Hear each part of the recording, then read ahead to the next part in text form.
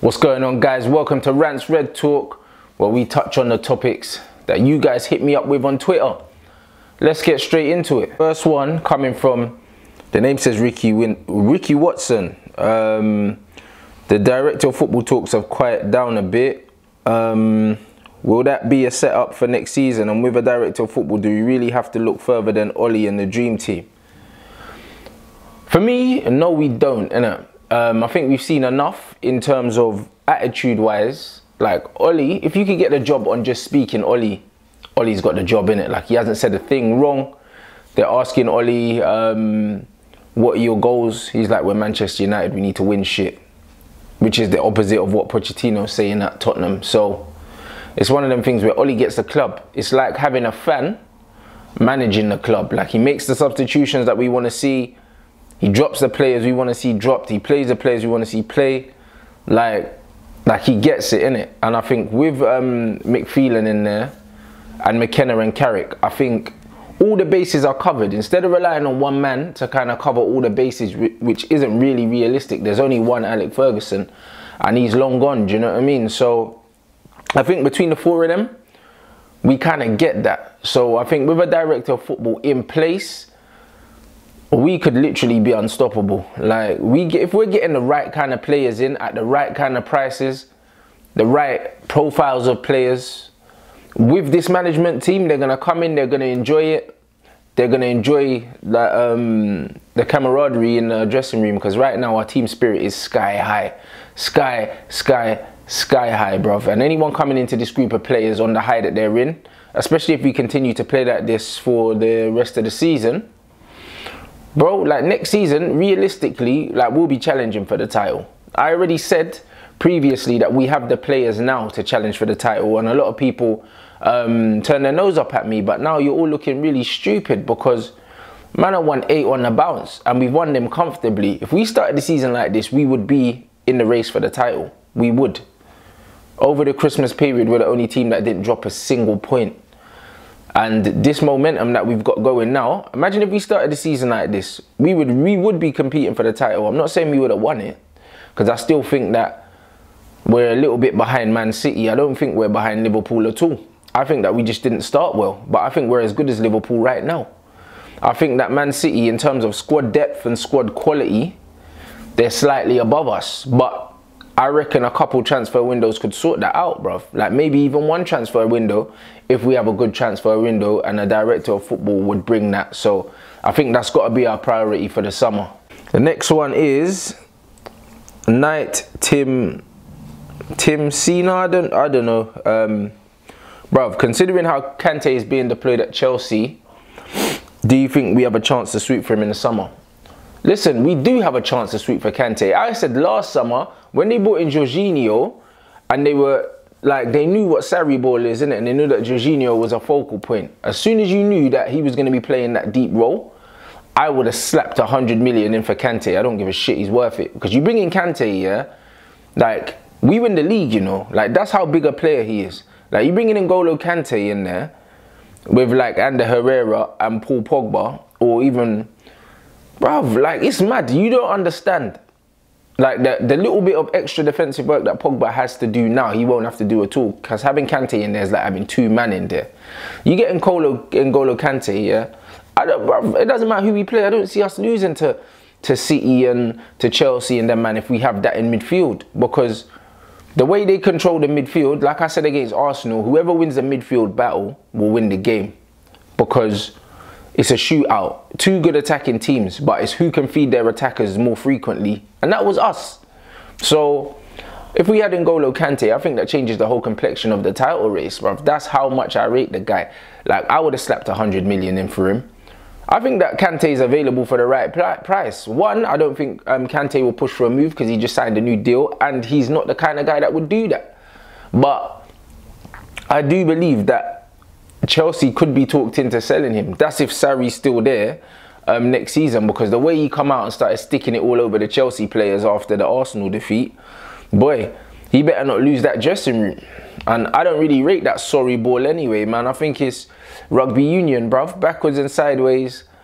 And yeah, man, I think that N'Golo Kante is I think it's someone that we should be looking at, because I think we need to replace Nemanja Matic as a starting midfielder if we are to kick on to the next level. And I think that N'Golo Kante would be fucking awesome. All right, we got Abraham BD 666. If the man that can't be named, we can call man Snoreen blood, the bus driver, does significantly well at another club, is it fair to say that our players need to share some of the blame also?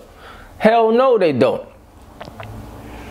This is what I've been thinking about. I told you all it was the manager's fault and not the player's fault. I told you, and I was proved right. No players down tools under that guy. They didn't, because if they down tools, they would have got him sacked. Anthony Martial and Paul Pogba kept that guy in a job because they were playing for the shirt. If they really down tools, he wouldn't have been in a job as long as he was. This guy has shown that he's a checkbook manager. He cannot coach. He goes into places where things are already in place for him and he adds the touching final pieces. That's all he does. You look at the Chelsea team, he talks about how great his first Chelsea team were. Claudio Ranieri bought all of those players. He came into a team that already had Ian Robin, Damien Duff and them man banging goals. And he went out there and grabbed Didier Drogba and Michael Essien and put them in there, bruv. That's all he done. That team was already doing bits, blood. I think they finished 4th the season before. So it's not like he took over a fucking Chelsea team that were mid-table and turned them into champions. Them man were already spending dough. Them man were already spending money on the likes of the Hernan Crespos and all these man, and were breaking Premier League records. So this guy goes on like he's done an amazing job at Chelsea. He fucking well hasn't, blood.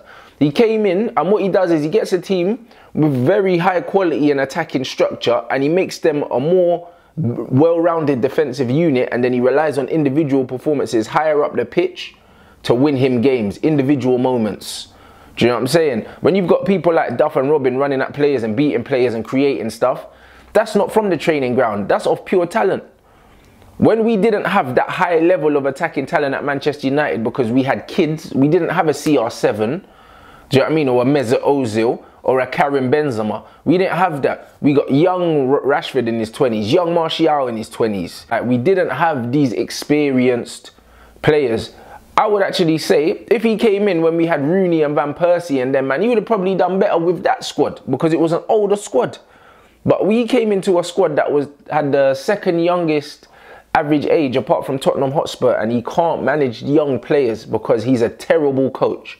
So if he goes and does well somewhere else, it will be down to the squad being more suited to his philosophy of football and him probably spending a shitload of money. So I still don't rate him, bruv. All right. KK Bone 99. What do you think about rotating the midfield? Seems like Pogba needs a rest. In the past 2 games, he looked gassed in the last 15. Maybe Fred for Pogba, but playing in Herrera's position and Ander playing, or Mata playing behind the front 3. Ander can pass the ball. All right. Firstly, I do agree that we need to rotate Pogba, not because he looks tired, because he doesn't. If Pogba looks tired, it's because he's been working his arse off. You saw the second half against Arsenal. He's making them penetrating runs, driving forward and causing Arsenal all kinds of problems. Pogba is an elite level physical specimen, bruv. So I don't think he's tired. Not at all. What I do believe though is we do need to rotate him because I want to see how we play without him, because we're so heavily reliant on Paul Pogba, the way he drives from midfield. I would like to see Fred in his position. Not Fred in Herrera's position. Play Fred further up the pitch where he's got less defensive responsibility, because Fred is an amazing dribbler and a good passer. So, and Fred could even play in them wide positions as well because he's got the flair and he's got the pace, bruv. So, in all honesty, I would like to see Pogba rested just so I can see like what we look like without him. Because right now, we're heavily reliant on his outlet, getting the ball into Rashford and Martial quickly and stuff like that. And I would like to see, before he gets injured, not saying that he will, but I'm saying I want to see how we would cope without him. How does the system look without Pogba? Because a lot of people don't realise how pivotal he is to the way we play football. So I'm with you on that. I'm 100% with you. I think Juan Mata, the way we do this counter-attacking football now, I just think he's too slow, bruv. Like, I really do. As much as I like him, he's too slow, man, and he doesn't go past people. The way Pogba picks up the ball, he'll drive, take 3 or 4 man out, and then play a ball in. Mata just doesn't have that explosiveness, whereas Fred could do that. So I wouldn't mind seeing that. That's a good question. Okay, TG the God, what do you think about Arsenal going for Perisic? Why ain't we still in for him? Could play him as a winger. We need someone extra in midfield. Could be a fill in for Pogba. Bro, fuck Perisic. Do you know what I'm saying? That guy's a Croatian fucking Mark Albrighton, blood. That's what he is. Like, what Ivan Perisic gives you, yeah, is down to the byline, whip it in. We don't play that football no more. We don't need him. Arsenal don't fucking need him. We needed Perisic 2 seasons ago when we were linked with him. We got linked with Perisic, we didn't get him. Then we got linked with Willian. I'm glad we didn't get him because we would have lost Anthony Martial. Bruv, Ivan Perisic, the fact that his club are willing to let him go in January tells you all you need to know, bruv. He ain't doing it. He's not doing it, bruv. Like, I think he's got like 1 assist or something like that and 1 goal in like nearly 1,000 minutes. The guy is dying slow at Inter Milan, bruv. Like, he ain't doing shit. So I don't want Ivan Perisic. Like, if you man are remembering the Ivan Perisic in the World Cup, then cool, that guy's dead. He's no longer here, fam. Like, he's 30 odd years old as well. I think we don't want him nowhere near Manchester United. I'm sick of these functional players at Manchester United. We're about attacking imagination, entertainment, flair. Now, I want to see some real sauce at the club now, bruv. I'm not trying to see Ivan Perisic, bruv, like these RoboCop wingers. Like, I'm not here for it. So I don't want to see Ivan Perisic. I hope Arsenal do get him because it will make them even weaker, because that's another attacking player that they need, yeah, when they got nothing at the back like a kitchen apron, bruv. They need to be busting their ass trying to get a centre back, and they're trying to sign another winger. So that club's an absolute fucking shambles right now. So I'm not trying to see us linked with Ivan Perisic. His name just reminds me of Snoreen. I don't want anything to do with the guy. Yeah, and the last one is from Saraf Sasikumar or something. I think that's correct, bro. Rants, agree with your opinion on Shaw's attacking game, but do you think a part of it's down to the humiliation he received from Snoreen, blood? Because I can't call him by his real name. I don't respect, man. For not being disciplined. I think Shaw has been made to curb his attacking instincts to prove his defensive side, which was what Snoreen wanted. Bro, I wholeheartedly disagree with you. Let me tell you why.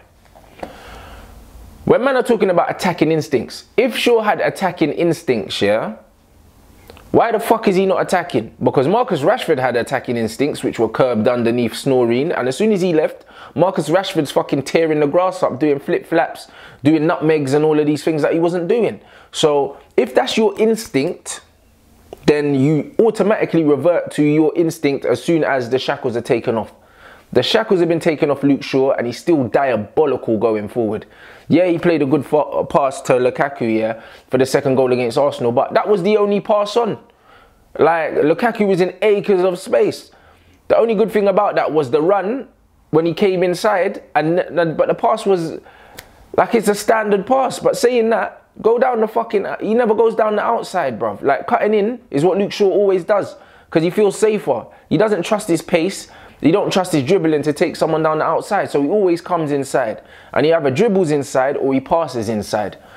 We don't need that from a wide player, especially when we've got inverted wingers anyway, inverted forwards. So you need your fullbacks to hold the width, get down the byline and put crosses in, bruv. That's what you want to do, so your wide players can actually come inside and make extra bodies in the box. That's what Trippier does for Spurs very well. So Eriksen can drift inside. That's why they can play Ali from the left sometimes, or Eriksen, and these men are not wingers because they come inside and their fullbacks provide the width. So for me, defensively, Luke Shaw's a 6.5, 7 out of 10. And attacking wise, he's a 6.5 or a 7 out of 10. So as a Manchester United fullback, like, I'd rather you're a 9 out of 10 going forward, yeah, and a 6.5 out of 10 defensively.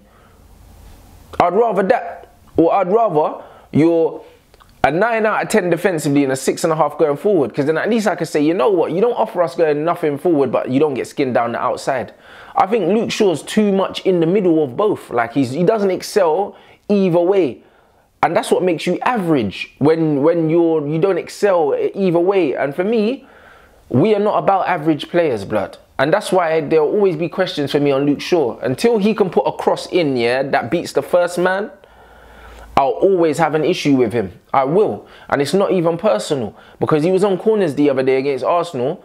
And the corners were shit. All the corners got cleared by an Arsenal head. So I think maybe that's Ollie's way of saying to him, boom, you need to improve your delivery, so we're going to get you practicing it, which is very good because we need that. But right now, Luke Shaw's not levels. All right, guys. And last but not least, we drew Chelscum in the FA Cup in the next round of the FA Cup at the Blue Tack Stadium, blood. It's at their place, the Costa del Shithole.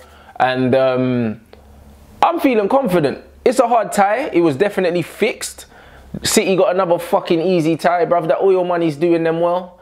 But whoever we get right now, I feel like rolling them over. When we played them in the league, we should have beat them. Like, we conceded last minute. I don't rate sorry ball at all.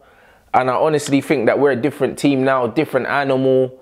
And I just feel like these wide forwards with Jesse floating in a false nine, I think we're going to dismantle Chelscum. I really do. The only thing them man are going to be stopping is black people getting on the fucking train in Paris. I'm telling you, we're ready for Chelsea. So yeah, it's one of them things where loads of people are like, oh, it's a hard draw. You compare it, put it in there with the PSG, the Liverpool, the Arsenal. Yeah, we've got a hard draw. But to be a successful team, we still have to beat these fuckers anyway.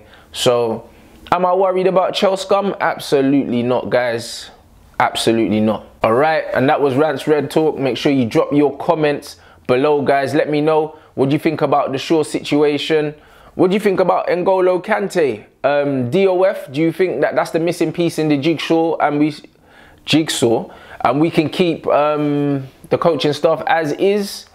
Let me know. Everything I've touched on, I'm looking forward to hearing your comments. You know that I'm interactive. I'll jump down in the comment section. I'll reply to your comments. I like your comments. So yeah, man, just keep them coming in. And make sure you like that fucking video if you ain't done it already. Hit that like button. Make sure you sub to the YouTube. And follow me on Twitter and Instagram at Rants and Bants. And man's gonna catch you in a bit.